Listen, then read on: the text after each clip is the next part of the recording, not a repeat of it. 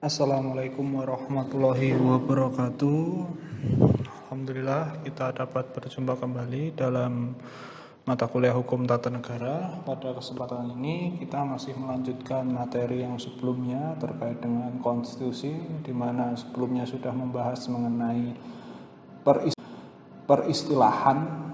peristilahan di berbagai macam negara dan juga macam-macam konstitusi yang juga mungkin secara tidak langsung kita juga sudah tahu ciri dan juga beberapa konstitusi di beberapa negara, di mana pada kesempatan kali ini kita akan memfokuskan pada konstitusi yang berlaku di Indonesia, baik yang berlaku atau yang pernah berlaku di Indonesia, di mana bahwasanya memang sebagai suatu negara, di mana negara ini berkembang bukan hanya sebatas lingkup seperti negara yang dengan sifat monarkinya, bahwa raja adalah segalanya, titah raja adalah hukum, tapi ketika kita beralih menuju negara hukum dan negara yang sifatnya demokratis, itu ada dasar berlakunya suatu negara tersebut, di mana memang suatu negara yang didasarkan pada sistem demokratisasi dan didasarkan oleh negara hukum itu memegang supremasi hukum. Jadi hukum adalah panglima tertinggi, di mana memang pasti di sistem hukum itu juga ada namanya konstitusi. Berlaku juga untuk Indonesia. Bagaimana sejarah dan perkembangan konstitusi di Indonesia akan kita bahas.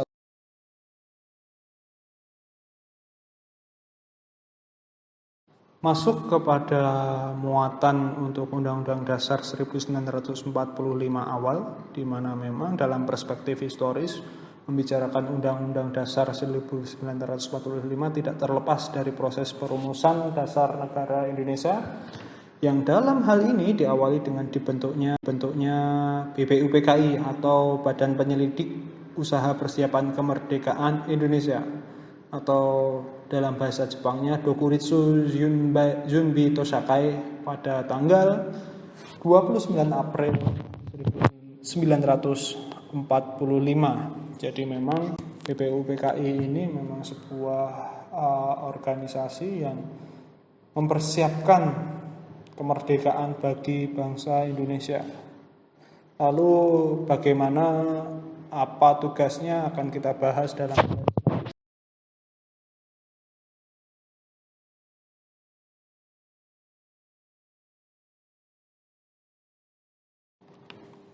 Badan Penyelidik Usaha Persiapan Kemerdekaan Indonesia atau BPUPKI memiliki tugas dan fungsi antara lain. Yang pertama, menetapkan dasar-dasar Indonesia Merdeka. Jadi mengapa harus Indonesia merdeka dan sebagainya. Yang kemudian menetapkan Undang-Undang Dasar sebagai pijakan atau konstitusi negara Republik Indonesia. Badan penyelidik melaksanakan tugasnya dalam 2 masa persidangan. Masa sidang pertama dilaksanakan dari tanggal 29 Mei sampai pada tanggal 1 Juni 1945. Dan masa persidangan kedua dilaksanakan pada tanggal 10 Juli sampai dengan 16 Juli 1945. Badan Penyelidik Usaha Persiapan Kemerdekaan Indonesia ini diketuai oleh Dr. Rajiman Widyodiningrat. Dalam sidang BPUPKI muncul berbagai pendapat terkait dengan dasar-dasar Indonesia maupun Undang-Undang Dasar. Menurut Nurdin Hadi dalam bukunya Teori Konstitusi memaparkan ada 3 pandangan penting oleh tokoh dari kalangan nasionalis sekuler dan 1 tokoh Islam mengenai perumusan dasar negara. Pandangan itu disampaikan oleh Muhammad Yamin, di mana beliau menyampaikan pada urutan pertama tanggal 29 Mei 1945, yang kemudian pada kesempatan itu Yamin menyampaikan 5 asas sebagai dasar bagi Indonesia merdeka. Yang pertama, peri kebangsaan, peri kemanusiaan, peri ketuhanan, peri kerakyatan, dan kesejahteraan rakyat. Kemudian Profesor Supomo berbicara pada urutan yang kedua pada tanggal 31 Mei 1945. Profesor Supomo yang memang ahli hukum telah memberikan uraiannya tentang dasar negara yang seharusnya atau dapat digunakan jika negara kelak merdeka di kemudian hari. Setelah Profesor Supomo diteruskan oleh pendapat Kiai Haji Maskur. Beliau dalam pendapatnya mengusulkan dasar Indonesia merdeka ialah hendaknya Islam. Mengingat 90% rakyat Indonesia beragama Islam. Kemudian keesokan harinya, yaitu pada tanggal 1945, tampillah anggota yang terkemuka dengan gaya yang memukau seorang orator, yaitu Insinyur Soekarno mengemukakan gagasan dan pikirannya. Pendapat dan pemikiran para tokoh memang mengalami perdebatan panjang, tetapi dengan semangat persatuan dan kesatuan disepakatilah dasar Indonesia adalah Undang-Undang Dasar 1945.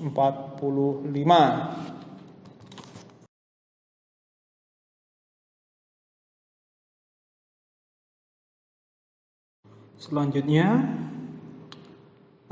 terkait dengan pendapat pemikiran tokoh memang mengalami perdebatan panjang, tetapi dengan semangat persatuan dan kesatuan disepakatilah dasar Indonesia adalah Undang-Undang Dasar 1945, di mana Undang-Undang 1945, maksudnya Undang-Undang Dasar 1945 berlaku dalam 2 periode, yaitu periode pertama 18 Agustus 1945 sampai 27 Desember 1945, di mana Undang-Undang Dasar ini bisa dibilang adalah konstitusi paling singkat pembentukannya.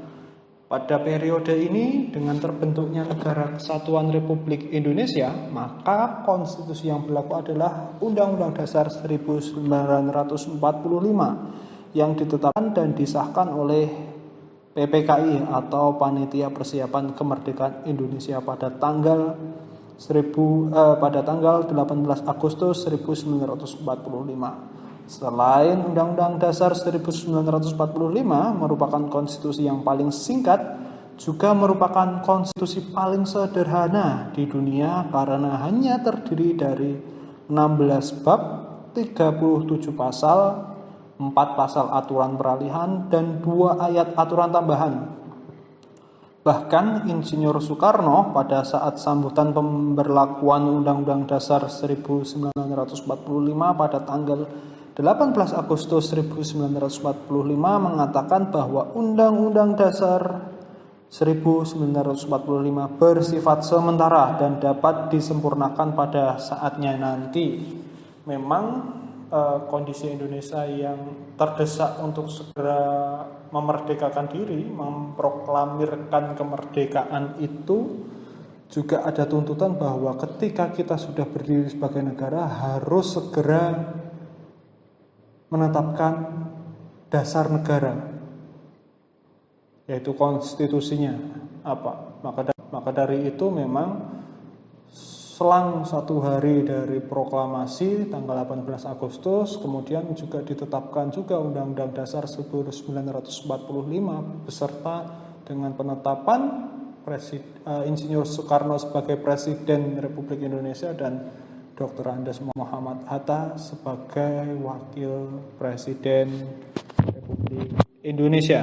Itu muatan awal di periode pertama berlakunya Undang-Undang Dasar 1945.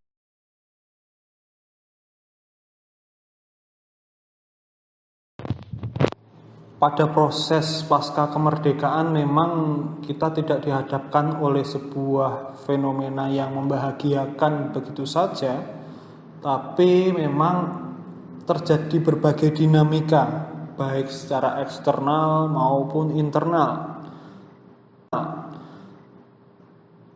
yang berpengaruh pada konstitusi kita, di mana pada saat itu terjadi perubahan konstitusi sementara RIS dari Undang-Undang Dasar 1945 yang sudah ditetapkan di tanggal 18 Agustus 1945 kemudian berganti menjadi konstitusi sementara RIS. Latar belakang berubahnya dasar konstitusi awal kemerdekaan adalah Belanda yang berusaha untuk memperoleh kembali bekas jajahan Hindia Belanda. Menghadapi kenyataan tersebut, Belanda menyadari bahwa tidak mungkin lagi mendirikan pemerintahan sebagaimana zaman Hindia Belanda dulu. Oleh karena itu, diusahakanlah kemudian jalan lain yang paling tidak dengan bantuan pihak Belanda, didirikanlah sebuah Komite Indonesia Serikat yang bermaksud untuk mendirikan Indonesia Serikat, negara yang berbentuk susunan federal. Kedatangan dan campur tangan Belanda pasca kemerdekaan memunculkan sebuah konflik baru dan perselisihan antara pemerintah Indonesia dengan Nederland.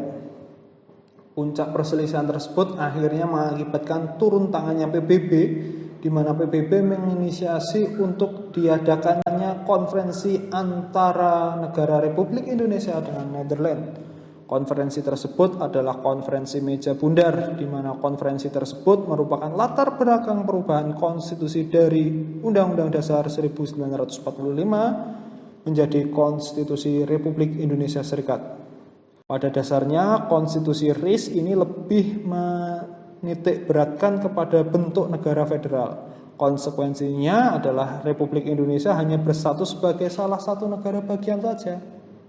Pengelolaan politik lebih menonjol dibandingkan dengan sistem ketatanegaraan yang stabil dalam konstitusi RIS ini, sehingga memunculkan gerakan-gerakan untuk membubarkan negara federal dan membentuk negara kesatuan.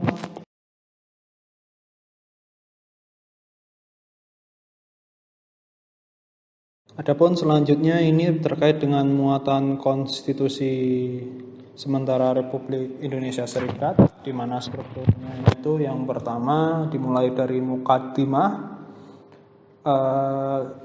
Komposisi struktur konstitusi ini cukup banyak karena memang terdapat 197 pasal di dalamnya yang tersebar di dalam 6 bab. Yang pertama mungkin dari Muqaddimah. Jadi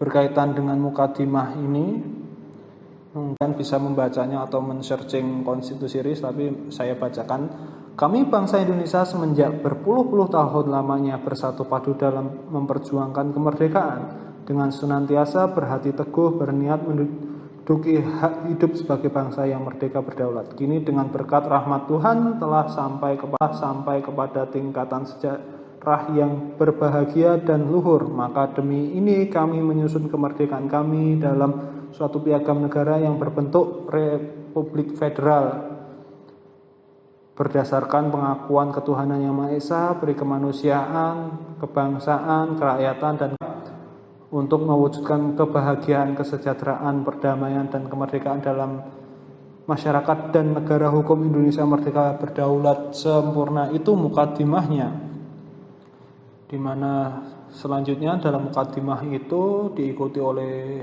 bab pertama negara Republik Indonesia Serikat, di mana bentuk negara dan kedaulatannya itu Republik Indonesia Serikat yang merdeka dan berdaulat ialah suatu negara hukum yang demokrasi dan berbentuk federal. Kekuasaan kedaulatan Republik Indonesia Serikat dilakukan oleh pemerintah bersama-sama Dewan Perwakilan Rakyat dan Senat.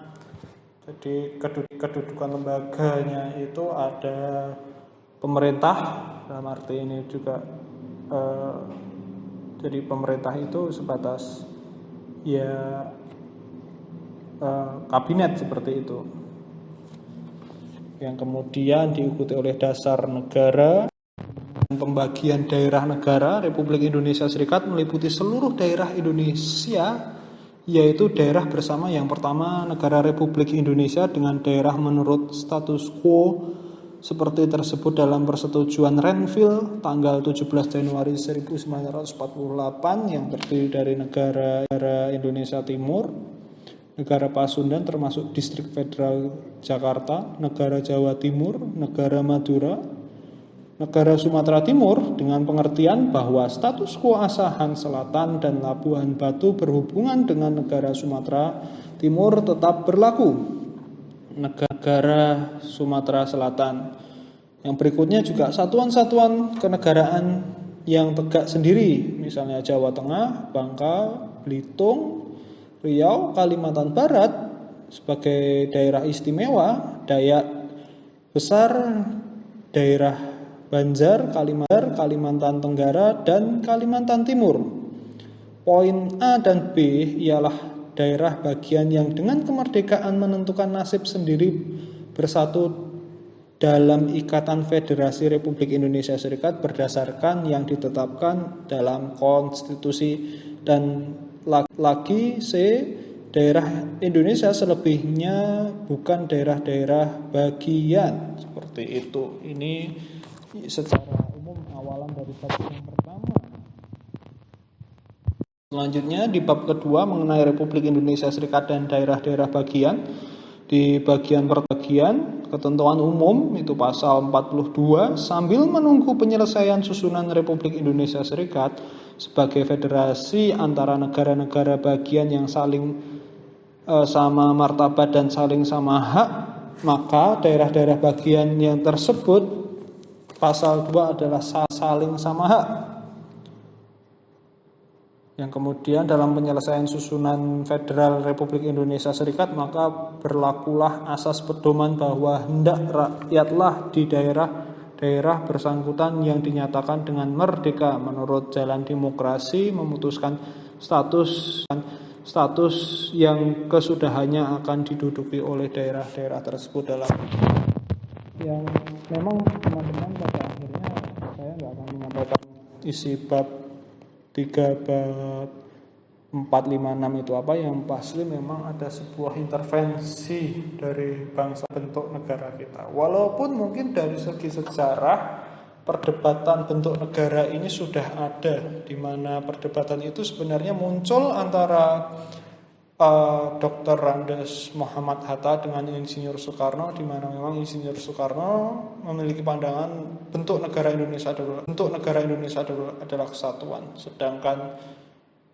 Dr. Andes Muhammad Hatta dengan melihat kondisi letak geografis Indonesia yang luas dan cakupannya cukup luas juga, memungkinkan bahwa Indonesia ini berbentuk federal. Jadi terdapat berbagai negara-negara bagian, tujuannya itu untuk mengakomodir kepentingan yang berbeda itu, keberagaman yang saling berbeda itu, sehingga tidak memunculkan keretakan-keretakan. Itu awal perdebatan yang memang pada akhirnya terjadi sebuah kesepakatan yang memang negara Indonesia adalah negara kesatuan di Undang-Undang Dasar 1945 sampai Undang-Undang Dasar pasca reformasi saat ini seperti itu. Namun itu terjadi dinamika perubahan-perubahan saat itu yang menyebabkan memang bisa dibilang pasca kemerdekaan ini adalah masa-masa pengintegrasian kebangsaan. Jadi setelah Indonesia merdeka harus ada satu pemahaman, satu rasa dalam hal berbangsa dan bernegara, yang pada akhirnya memang kemudian dihadapkan oleh kembalinya Belanda. Selanjutnya karena adanya terjadi pemberontakan di daerah, pada akhirnya pemerintah mencoba untuk mengelaborasi lagi permasalahan bahwa memang sepertinya saat itu difikirkan negara federal dengan campur tangan Belanda dan sebagainya sangat merugikan bangsa Indonesia. Kemudian kemudian diubahlah konstitusi itu, muatan Undang-Undang Dasar sementara 1950 yang berlaku mulai 17 Agustus 1950 sampai 5 Juli 1959. Secara substansi berdasarkan Undang-Undang Dasar Sementara 1950, sistem pemerintahan Indonesia berubah menjadi parlementer. Menurut pasal 45 ayat 1 dan ayat 2 UUDS 1950 menentukan presiden ialah kepala negara dan dalam melaksanakan kewajiban presiden dibantu oleh wakil presiden. Selanjutnya urusan pemerintah dilaksanakan oleh menteri-menteri yang bertanggung jawab kepada DPR. Ini ketentuan ini yang mencerminkan bahwa memang bernegara kita dengan UUDS itu sifatnya lebih parlemen, karena pertanggungjawaban menterinya itu kepada DPR, bukan kepada presiden. Presiden hanya sebagai kepala negara, kepala pemerintahan adalah sebenarnya Perdana Menteri yang juga menjabat sebagai wakil presiden sebenarnya saat itu. Tapi pada proses sejarah memang wakil presiden Soekarno dikenal hanya Dr. Andes Muhammad Hatta, padahal terjadi salah paham antara keduanya yang kemudian memang pecah kongsi antara Insinyur Soekarno dan Dr. Andes Muhammad Hatta yang menyebabkan ya perjalanannya ke sini Indonesia mengalami berbagai gejolak politik, yang salah satunya yaitu ada perubahan konstitusi RIS, UUDS 1950 seperti itu. Yang dimana yang saya tampilkan ini adalah Perdana Menteri yang pernah menjabat di Indonesia pasca UUDS.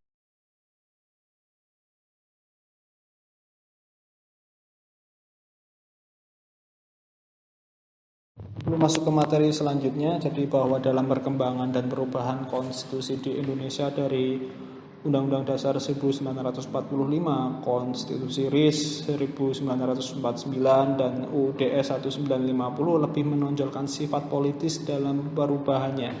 Pada masa transisi pasca kemerdekaan memang seringkali nuansa pergolakan politik yang akan menonjol.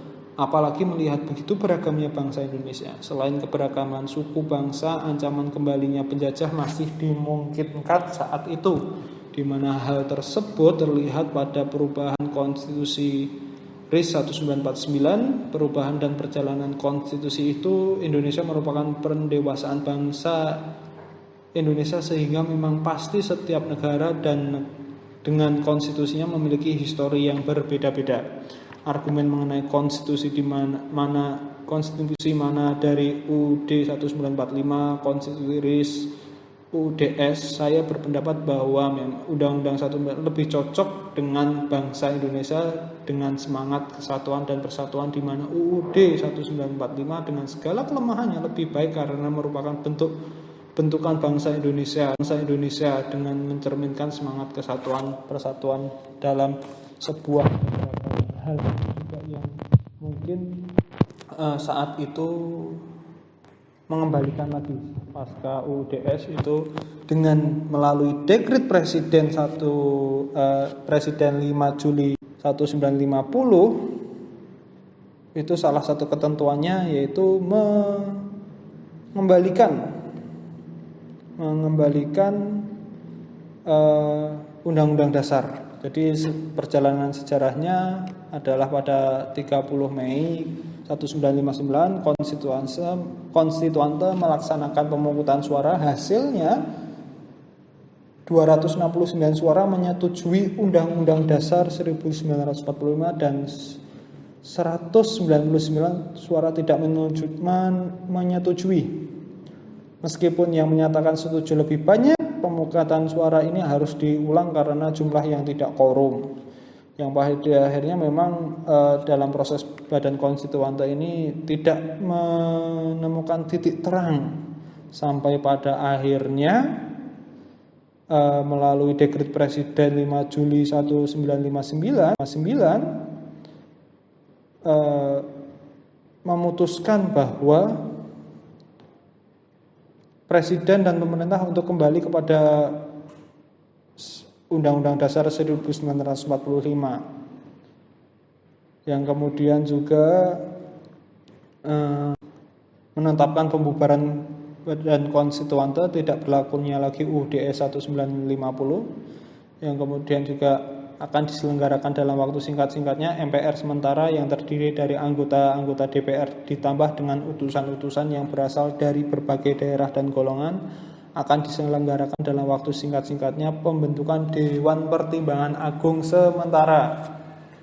Setelah dekret Presiden 5 Juli 59, maka perubahan-perubahan di bidang ketatanegaraan Indonesia sebagai berikut, yaitu di konstituante tidak berlaku, adanya DPA dan sebagainya.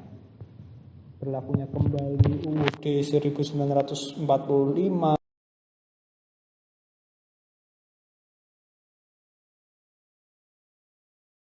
Yang kemudian seiring berjalannya waktu dan perjalanan sejarah, Undang-Undang Dasar 1945 setelah dekret Presiden itu berlaku selama kurang lebih sampai pada akhir periode Orde Baru. Ya memang di masa akhir-akhir tahun akhir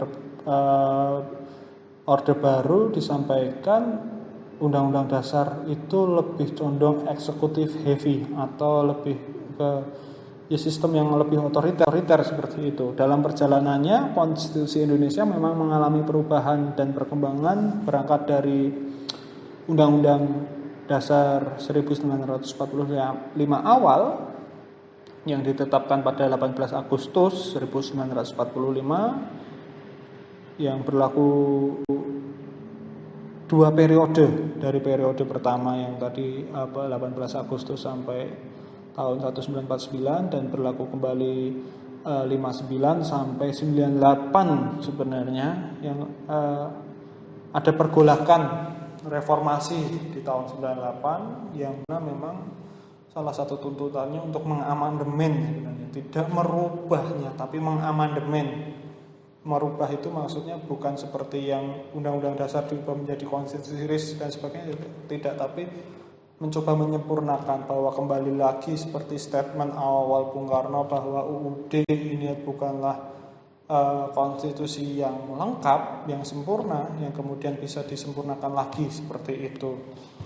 Menurut Bagirmanan, perubahan Undang-Undang Dasar pasca reformasi salah satu asumsinya ialah mengenai pelanggaran hak asasi manusia, pelanggaran prinsip-prinsip negara hukum, pergeseran paham kedaulatan rakyat menjadi kediktatoran, eksekutif heavy, tidak berjalannya check and balance, pada dasarnya bersumber dari berbagai kekurangan atau kelemahan UUD 19. Jika kita melihat konteks konstitusi saat ini dibandingkan dengan sebelum reformasi, perubahan atau amandemen UUD 1945 telah banyak sekali membawa perubahan kedaulatan rakyat atau demokrasi berkembang, pelaksanaan negara hukum berkembang, penghormatan dan penegakan atas pelanggaran hak asasi manusia meningkat pesat. Itu yang disampaikan oleh Profesor Bagirmanan selaku seorang guru besar hukum tata negara yang cukup ternama di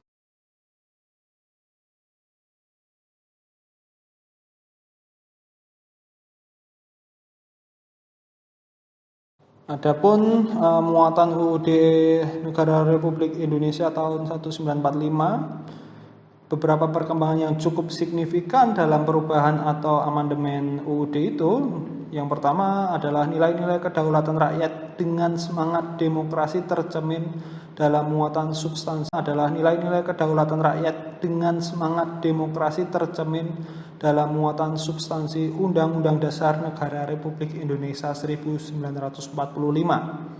Mengapa? Karena jika sebelum perubahan kedaulatan adalah di tangan rakyat dan dilakukan sepenuhnya oleh MPR, dalam perubahan ditambahkan kedaulatan berada di tangan rakyat dan dilaksanakan menurut Undang-Undang Dasar. Sehingga di sini rakyat dinaungi kedaulatannya bukan hanya melalui MPR tetapi Undang-Undang Dasar. Selain mengenai demokratisasi, perubahan yang cukup signifikan ialah mengenai kelembagaan negara Indonesia yang dinaungi dalam Undang-Undang Dasar Negara Republik Indonesia tahun 1945. Kelembagaan yang sifatnya lebih stabil dengan mengedepankan check and balances, dimulai dari struktur Majelis Permusyawaratan Rakyat, di mana sebelumnya MPR terdiri dari anggota-anggota Dewan Perwakilan Rakyat ditambah dengan utusan-utusan daerah dan golongan-golongan menurut aturan yang ditetapkan dengan undang-undang. Pasca amandemen, struktur MPR terdiri dari anggota DPR dan anggota DPD yang dipilih melalui pemilihan umum. Munculnya DPD dalam kelembagaan legislatif ini didasari dari semangat demokratisasi dan pemberdayaan daerah, di mana DPD diharapkan mampu menjembatani hubungan antara pemerintah pusat dengan pemerintah daerah, karena kita tahu bersama bentuk negara kesatuan yang disepakati ialah negara kesatuan dengan sistem desentralisasi. Yang hal tersebut sudah sejak lama dianut, walaupun pada prakteknya kita mengalami sebuah suasana negara kesatuan sentralistik di masa Orde Baru. Selain munculnya DPD, fungsi legislasi atau pembentuk undang-undang yang mengalami perubahan, di mana sebelum perubahan Presiden memegang kekuasaan membentuk undang-undang dengan persetujuan DPR. Dalam amandemen pertama, ketentuan tersebut diubah menjadi Presiden berhak mengajukan rancangan undang-undang kepada DPR. Walaupun Presiden berhak mengajukan, tapi yang membahas, yang ranahnya itu sebenarnya ada di DPR. Memang kita tidak saat ini posisinya tidak bisa mempeta-petakan atau mengkotak-kotakkan bahwa yang membuat undang-undang hanyalah legislatif saja, tidak. Tapi harus ada sebuah sistem kemitraan seiring berkembangnya kelembagaan negara. Jadi antara Presiden dan DPR itu sekarang sifatnya adalah kemitraan. Perubahan ini dikarenakan ketika Orde Baru, DPR hanyalah sebagai cap stempel Presiden, sehingga fungsi check and balances antara legislatif dan eksekutif sama sekali tidak berjalan. Namun juga masuk dalam kelembagaan eksekutif, di mana Presiden sebagai kepala pemerintahan dan kepala negara. Substansi pasal 6 mengenai pengaturan Presiden juga mengalami perubahan yang cukup signifikan, di mana dalam pasal 6 Undang-Undang Dasar 1945 sebelum perubahan, ketentuan Presiden ialah orang Indonesia asli. Ketentuan tersebut berubah menjadi calon presiden dan calon wakil presiden haruslah seorang warga negara Indonesia sejak kelahirannya dan tidak pernah menerima kewarganegaraan lain karena kehendaknya sendiri, tidak pernah mengkhianati negara, serta mampu secara rohani dan jasmani untuk melaksanakan tugas dan kewajiban sebagai presiden dan wakil presiden. Ini memungkinkan bahwa memang mungkin keturunan Tionghoa dan keturunan orang-orang luar negeri bisa, dalam arti dia harus warga negara sejak kelahirannya, seperti itu, tidak berganti status kewarganegaraan. Di balik itu semua dapat dimungkinkan bahwa ketentuan tersebut digunakan untuk menjaga kedudukan presiden memang dipegang oleh orang Indonesia asli, di mana saat ini ialah golongan bumi putra. Perubahan mengenai ketentuan presiden yang lain ialah sebelum amandemen, presiden merupakan pemegang kekuasaan pemerintahan negara, di mana presiden merupakan mandataris MPR. Karena presiden dan wakil presiden dipilih oleh MPR dengan suara terbanyak, tetapi sejalan dengan perubahan Undang-Undang Dasar 1945, khususnya pada perubahan ketiga, presiden dan wakil presiden dipilih dalam satu pasang secara langsung oleh rakyat. Ketentuan ini tertuang dalam bunyi pasal 6A. Ketentuan tersebut mencerminkan bahwa memang kedaulatan dipegang sepenuhnya oleh rakyat, bukan lagi MPR, sehingga nilai-nilai demokratisasinya terwujud dengan adanya pemilihan presiden dan wakil presiden secara langsung oleh rakyat. Selain pemilihan langsung presiden dan wakil presiden oleh rakyat, nuansa untuk menguatkan sistem presidensial terlihat ketentuan berikut. Pasangan calon dan wakil presiden diusulkan oleh partai politik atau gabungan partai politik peserta pemilu. Hal ini dilatar belakangi bahwa seringkali apabila presiden tidak ada dukungan parpol peserta pemilu, kebijakan-kebijakan akan sangat mudah digulingkan oleh parlemen sehingga akan mengakibatkan ketidakstabilan penyelenggaraan pemerintahan. Selanjutnya masuk ke dalam lembaga yudikatif yang memang juga pasca reformasi atau pasca amandemen mengalami perubahan, di mana perubahan yang cukup jadi dalam ketentuan kekuasaan kehakiman, di mana selain Mahkamah Agung pasca perubahan UUD 1945 muncul dua lembaga lain, yaitu Komisi Yudisial dan juga Mahkamah Konstitusi. Tugas dan fungsi Komisi Yudisial adalah pengangkatan hakim agung dan juga menegakkan kehormatan, keluhuran, martabat serta perilaku hakim. Sehingga di sini Komisi Yudisial memiliki fungsi pengawasan terhadap lembaga peradilan khususnya di lingkungan Mahkamah Agung. Lahirnya Komisi Yudisial sebenarnya bisa dikatakan pesan progresif di tengah ketidakpercayaan masyarakat terhadap lembaga peradilan di Indonesia.